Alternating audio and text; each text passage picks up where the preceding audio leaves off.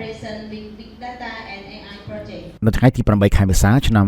2025នៅទីបញ្ជាការកណ្ដាលសីមាភ្នំពេញអាយដាមហេរតនាប្រតិភូរដ្ឋាភិបាលទទួលបន្ទុកជាអគ្គនាយកសីមានិងលោកបណ្ឌិត Flavio Cirillo តំណាងក្រុមហ៊ុន NEC បានចូលរួមធ្វើជាអធិបតីក្នុងពិធីបិទសិក្ខាសាលាស្ដីពីគម្រោងការផ្លាស់ប្ដូរទៅរកប្រព័ន្ធ Digital នៃទិន្នន័យប្រតិបត្តិការរបស់អង្គភាពសីមានិងគម្រោងបញ្ញាសិប្បនិម្មិត AI គ្រប់គ្រងដោយរដ្ឋាភិបាលជប៉ុនសិក្ខាសាលាមានរយៈពេល2ថ្ងៃចាប់ពីថ្ងៃទី7ដល់ថ្ងៃទី8ខែមេសាឆ្នាំ2025មានការចូលរួមពីអ្នកជំនាញរបស់ក្រុមហ៊ុន NEC មកពីប្រទេសអាល្លឺម៉ង់និងប្រទេសជប៉ុនចំនួន3រូបនិងមន្ត្រីជំនាញអង្គភាពសីមាចំនួន17រូបនេះជាសិក្ខាសាលាលើកទី3បន្ទាប់ពីអង្គភាពសីមានិងក្រុមហ៊ុន NEC បានរៀបចំសិក្ខាសាលាដូចគ្នានេះចំនួន2ដងរួចមកហើយជាលទ្ធផលតាមរយៈសិក្ខាសាលារយៈពេល2ថ្ងៃខាងលើអង្គភាពសីមានិងក្រុមហ៊ុន NEC បានពិភាក្សាអំពីការបណ្ដុះបណ្ដាលជំនាញប្រើប្រាស់បញ្ញាសិប្បនិម្មិត AI នីតិវិធីនៃការស្រាវជ្រាវព័ត៌មានចំការមានដែលជាព័ត៌មានចាំបាច់សម្រាប់ប្រើប្រាស់នៅក្នុងកម្មវិធីបញ្ញាសិប្បនិម្មិតការផ្ទៀងផ្ទាត់លទ្ធផលក្រោយទទួលបានការវិភាគព្យាករណ៍របស់ប្រព័ន្ធទិន្នន័យ AI ការពិភាក្សាពីការកែលម្អនិងបំពេញបន្ថែមនៅចំណុចខ្វះខាតដើម្បីធ្វើឲ្យប្រសើរឡើងសមត្ថភាពដំណើរការនៃប្រព័ន្ធទិន្នន័យ AI ព្រមទាំងការផ្ដល់សម្ភារៈបំពាក់កម្មវិធីរួមមានប្រព័ន្ធផ្ទុកទិន្នន័យកុំព្យូទ័រនិងកម្មវិធី software មានប្រសាសន៍នៅក្នុងពិធីបិទវគ្គសិក្ខាសាលាលោកបណ្ឌិត Flavio Cirillo អ្នកវិទ្យាសាស្ត្រស្រាវជ្រាវជាន់ខ្ពស់មកពីក្រុមហ៊ុន NEC បានថ្លែងថាលោកពិតជាមានភាពសប្បាយរីករាយដោយឃើញមានការពិភាក្សាគ្នាយ៉ាងប៉ះផល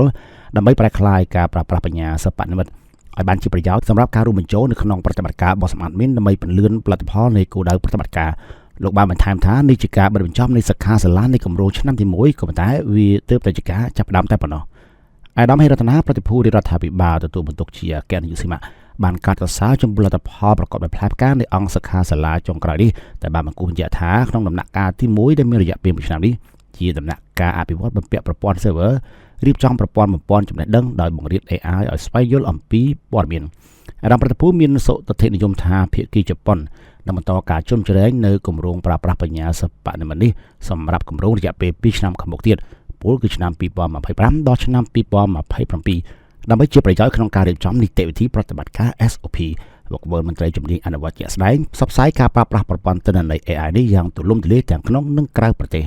ជាក្នុងឱកាសនោះផងដែរអាដាមប្រតិភូក៏បានថ្លែងអំណរគុណយ៉ាងជ្រាលជ្រៅចំពោះរដ្ឋាភិបាលនិងប្រជាជនជប៉ុនសម្រាប់ការបន្តការបដិញ្ញាចិត្តនិងការគាំទ្រយ៉ាងមុតមុតចំពោះសកម្មភាពមីនជាពិសេសអង្គភាពសីមាអាដាមប្រតិភូក៏បានគូបញ្ជាក់ផងដែរថាការសាកល្បងប្រើប្រាស់បញ្ញាសិប្បនិម្មិតនេះមិនអាចមកជំនួសការងាររបស់អ្នកជំនាញទាំងស្រុងបានឡើយក៏ប៉ុន្តែជាឧបករណ៍មួយដែលអាចជួយសម្រួលដល់ការងារប្រតិបត្តិការនិងជួយបង្កើនប្រសិទ្ធភាពនៃសកម្មភាពកម្ចាត់មីនតែប៉ុណ្ណោះ